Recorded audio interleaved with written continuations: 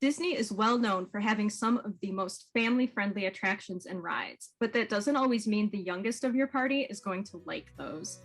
Today we are talking about the hits and misses at Disney World for our toddler and preschool-aged kids. Welcome to Always Planning Disney, where planning is half the fun. I'm Cheryl. And I'm Melissa. On this channel, we talk through all of the details that go into making our vacations magical.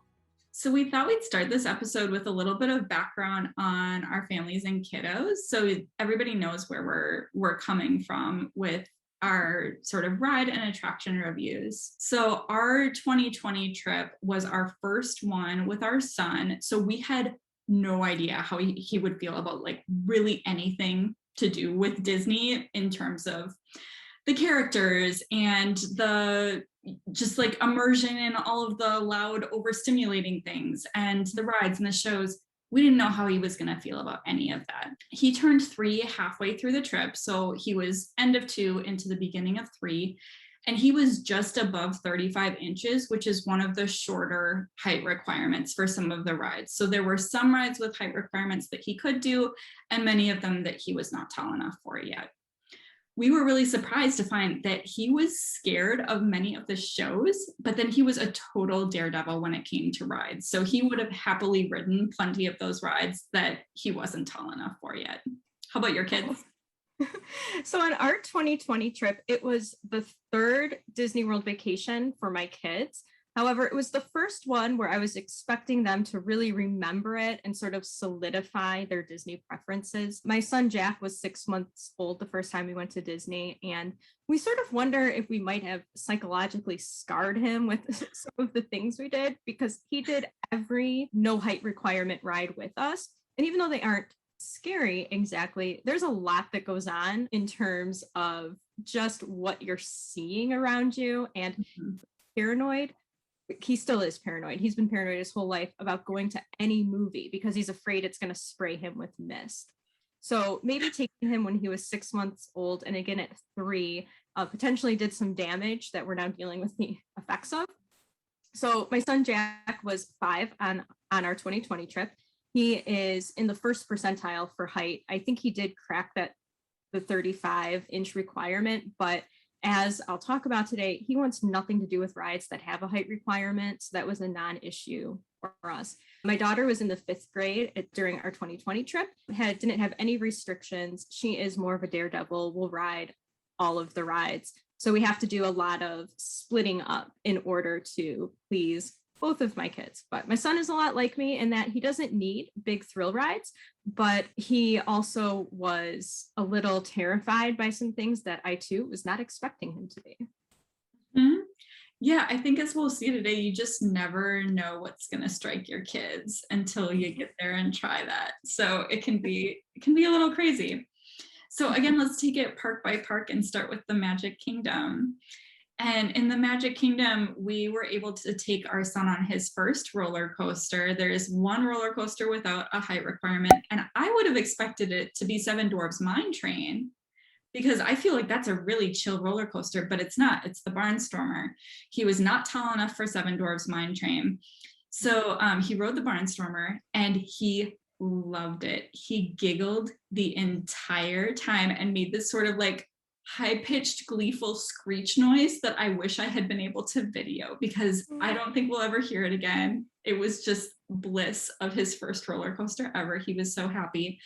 And even though he was tall enough for the ride, I was really glad that I was in the seat next to him and had an arm around him, because I felt like he would have just flown right out if I hadn't been holding on to him. So it was, I think the Barnstormer gets picked on a fair amount for being a kiddie coaster. It was more intense than I had expected it to be, quite frankly, because I had never ridden it before.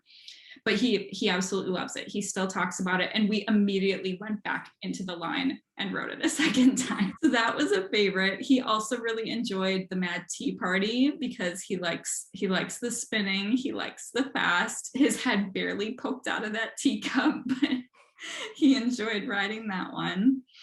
And then one of the few shows that he enjoyed on our Disney trip was Mickey's PhilharMagic, because he loves Donald Duck. And of course, Mickey's PhilharMagic, even though it's Mickey's PhilharMagic, it really features Donald. But we had so many ride breakdowns on our 2020 trip, and this was one of them. I don't know how PhilharMagic breaks down, but it did, and they evacuated the theater because they couldn't go back online. So we will have to go and watch the end of PhilharMagic on our next trip, because he still talks about how much of a bummer that was that it broke down. So in terms of sort of misses in the Magic Kingdom, I almost thought that we were going to have to skip the Haunted Mansion. It seemed like he was going to be okay, and so we decided to go for it.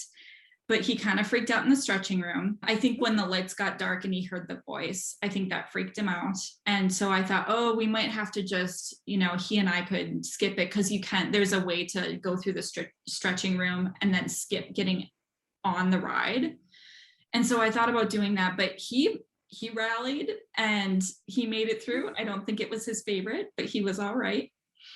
And the Jungle Cruise, I think it was hard for him to hear, and he didn't get the jokes at all. Because again, 2-3 years old, he didn't really get the jokes, but I think he still had fun. He liked looking at the animals. So I think that was still enjoyable. It just wasn't quite the same as, the reasons you and I like Jungle Cruise. On our next trip, we're really looking forward to the Tiki Room, which we didn't get to last trip, but he's heard the music and he likes birds, and I think that'll be fun for him. He'll be tall enough for Seven Dwarfs Mine Train, so he's excited for that, and he'll be tall enough for Big Thunder Mountain Railroad.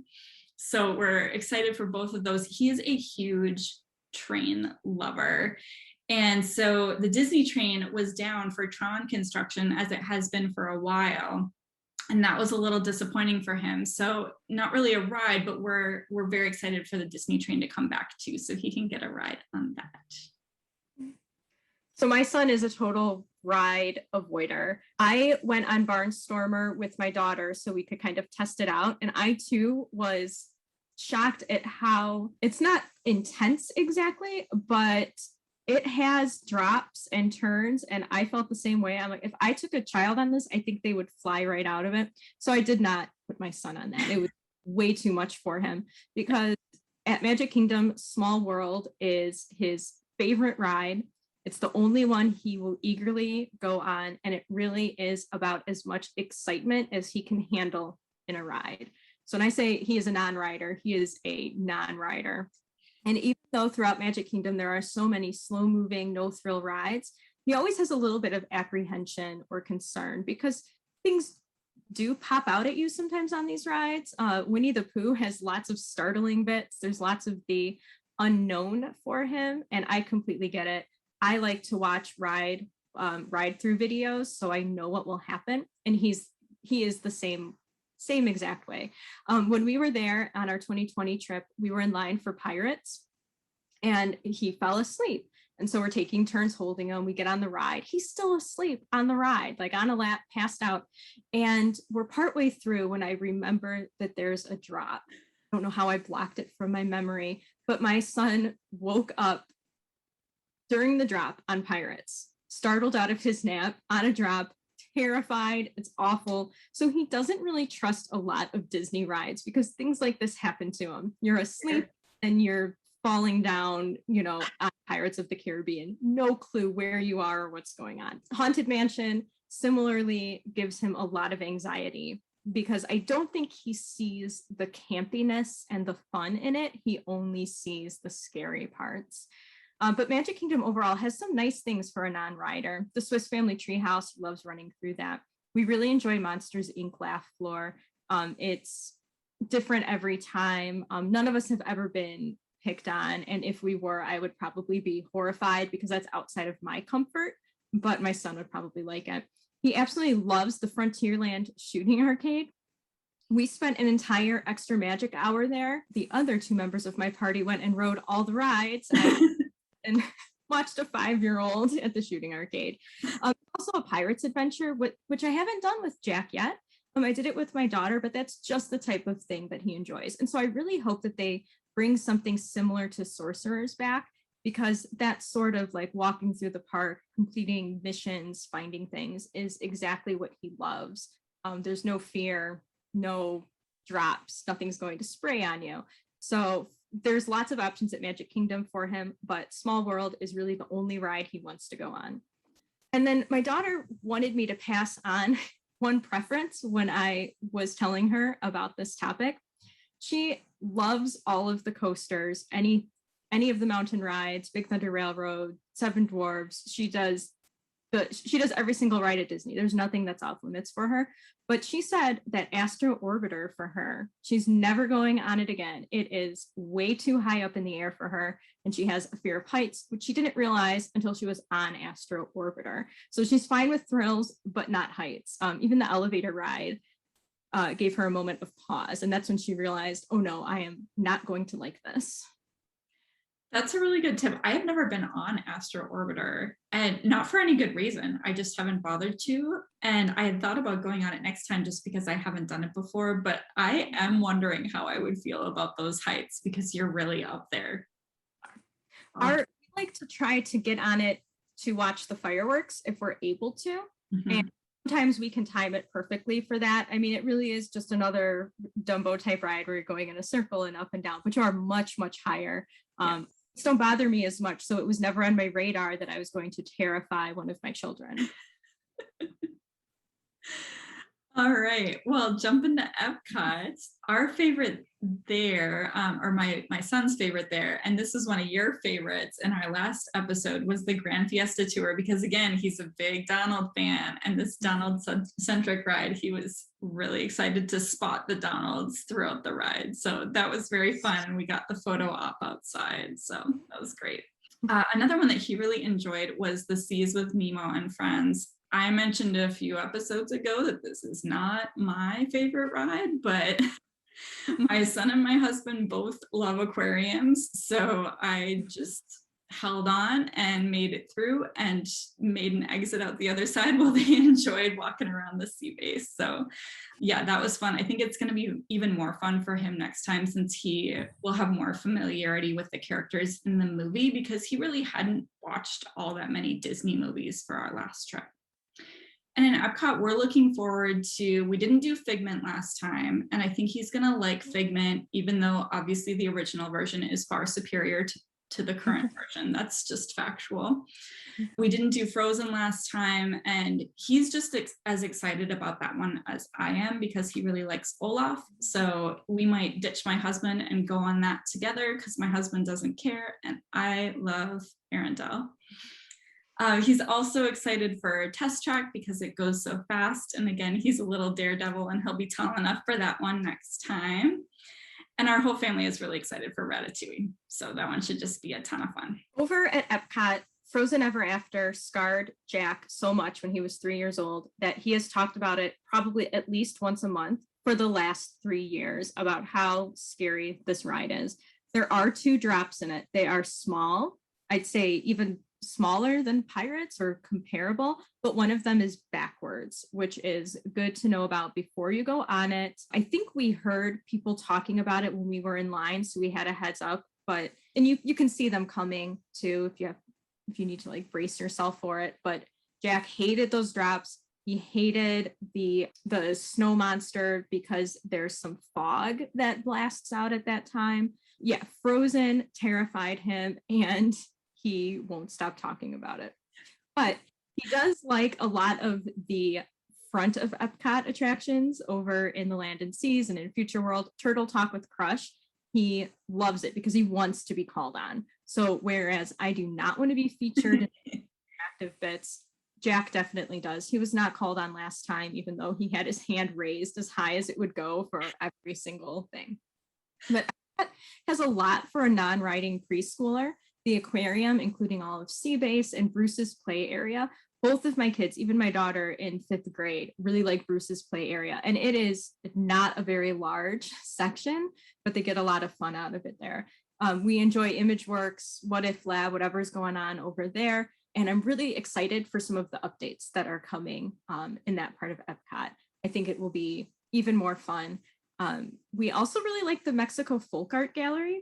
When we were there, they had a Coco Interactive where you could design a skull, and then however you moved your face, it would move and it would take pictures and it would go right to your memory maker. And so Jack did that for a very long time. those are the types of things he likes to do. And so if KidCat is still there, we'll definitely do that next time. Again, sort of like scavenger hunt, walk around, have an adventure, definitely his lane.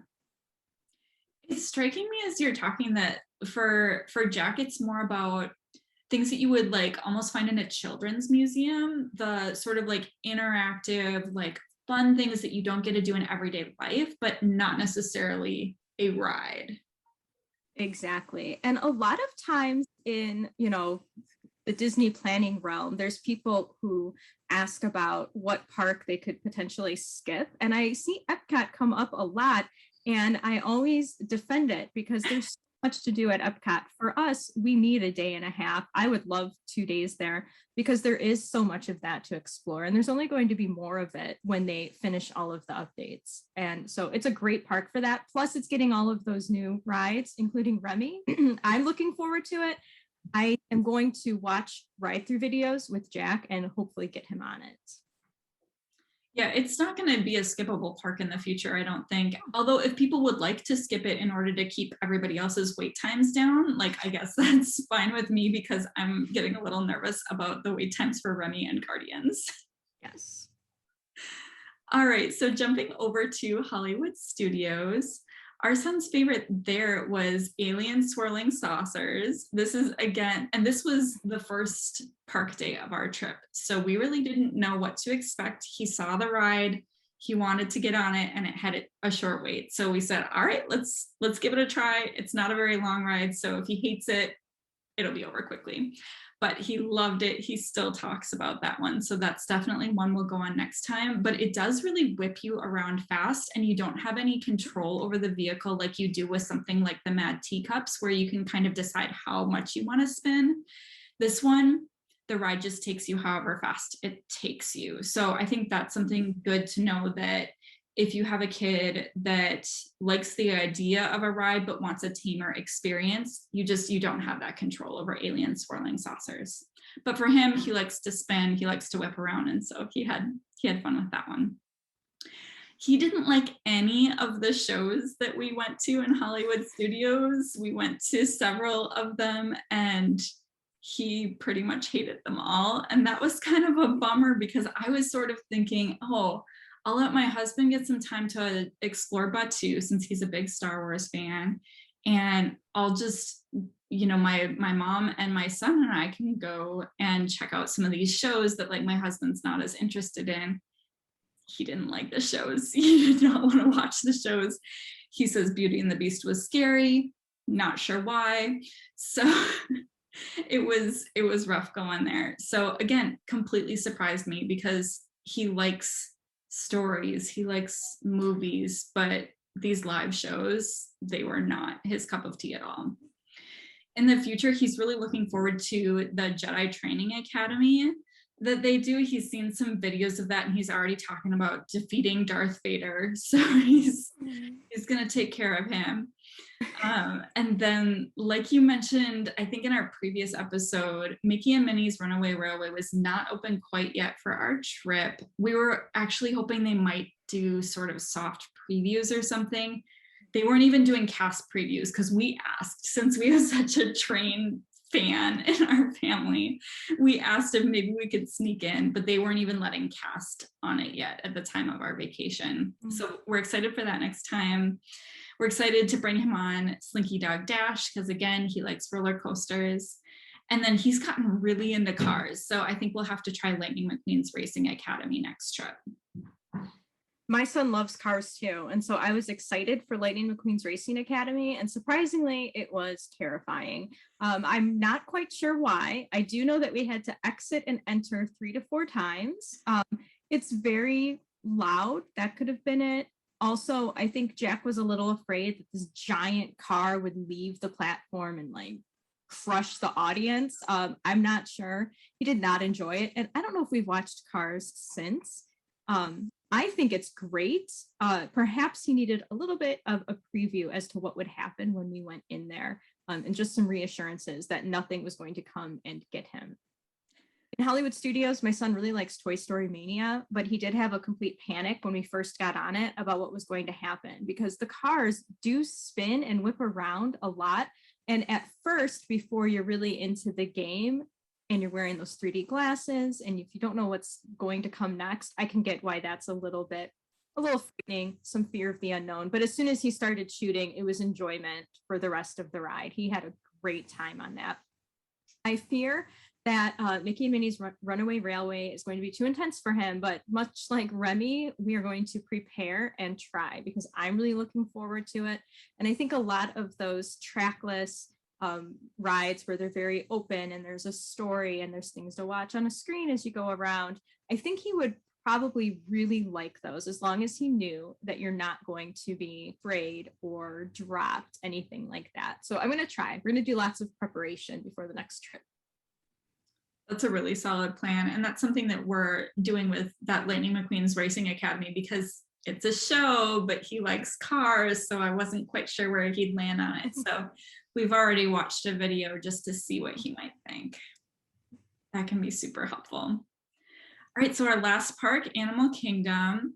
Top ride for our son there was Triceratops Spin. And I don't know that that was the ride itself or that he has a very beloved Triceratops stuffed animal that goes everywhere with him. So it was really excited to ride a large version of his stuffed animal. So that was very cute. It's another Dumbo ride. He doesn't like going very high in those rides, so he will ride it at the lowest setting. But he did enjoy riding his stuffed animal, basically. He also had fun on the Kilimanjaro Safari. He really likes animals, so that was super fun for him to watch all of the animals, and especially since, you know, his dad is super into that ride as well. That makes it fun. The only show on our trip that he really enjoyed was Festival of the Lion King. And at this point in time, I think he had maybe seen the Lion King movie all of once, but he had watched the Disney Junior TV show and gotten familiar with some of the characters there, and the music and stuff like that. So that was the only one where he was actually sort of popping along, and he was genuinely having fun, even though he was a little nervous before the show began. Finding Nemo the musical, on the other hand, one of my favorite shows in all of Disney World. I had to walk out with him, and we just didn't go back. We just didn't even go back. He said he needed to go to the bathroom, but I think he just really didn't want to be on that ride. And I had abandoned my purse in there because I originally thought we were going to come back. So I didn't even have my phone. We just had to sit on the wall outside of that theater and wait for the show to be over with like nothing to do. Oh my goodness. We had the opposite experience with at Animal Kingdom. We were going to do Festival of the Lion King, but in that outdoor like seating area, it was crowded and hot. Nobody wanted to wait, so we just skipped it. However, Finding Nemo the musical, he loved it, and I'm glad because it really is beautiful. As you mentioned in a previous episode, just the puppeteering and the actors on stage, they do a great job with it. And I think my son liked it because overall it is fairly calm. Nothing happens to you.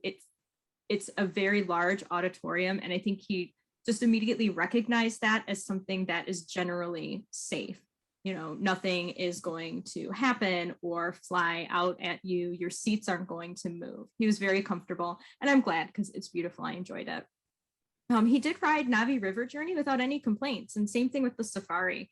However, really for my son and even my daughter, Dinoland USA is their favorite because they love the boneyard, like digging up the bones, assembling the skeletons, and the whole play area with like the caves and tunnels and things to climb on. I'm sure it's all COVID shut down now because you probably can't have 20 kids in a tiny little tunnel, but when it's open, they love it and spend a lot of time there. And there are places to sit if you're a grown-up, so you can use it as a nice break. It's a good non-rider option. For whatever reason, and I don't know why, I cannot remember what I was thinking, but I thought that we should try It's Tough to Be a Bug. I don't know why I thought this was a good idea. We had done it before when my son was an infant in like a baby carrier on the ground.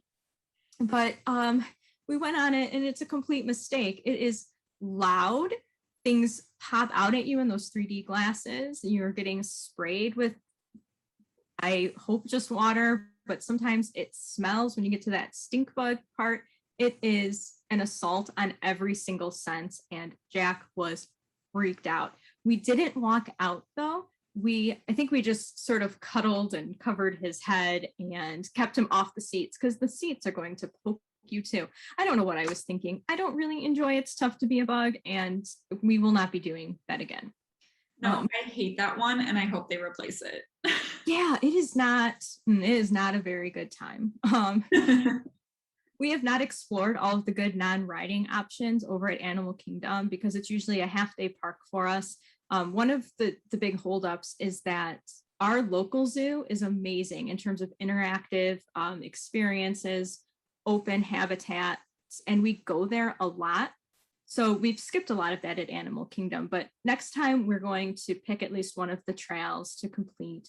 I think Jack will really like that. We might do the Kid Explorer, whatever it is, where you go around and collect stamps, perhaps. That's the type of thing he enjoys. And so we have to start building that in because it's his vacation too.